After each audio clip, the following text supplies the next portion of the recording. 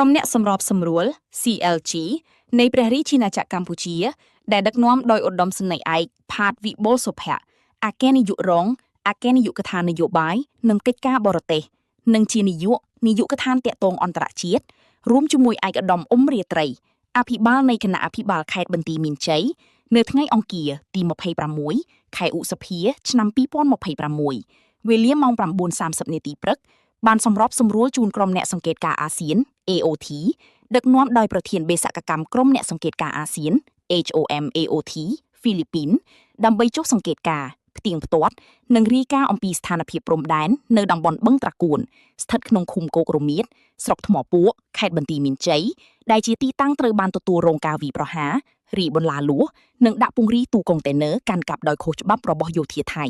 ដោយបានធ្វើឲ្យប្រជាពលរដ្ឋជាច្រើនគ្រួសារមិនទាន់អាចវិលត្រឡប់ទៅកាន់លំនៅឋានវិញបាននៅឡើយនិងធ្វើការពិនិត្យលើការគោរពនិងការអនុវត្តវិធានការទាំងអស់ក្នុងសេចក្តីប្រកាសរួមក្រោយបទឈប់បាញ់ចូលជាធរមានផងដែរការចុះសង្កេតការណ៍របស់ក្រុមអ្នកសង្កេតការណ៍អាស៊ាននៅទីតាំងដែលជាដែនអធិបតេយ្យរបស់កម្ពុជា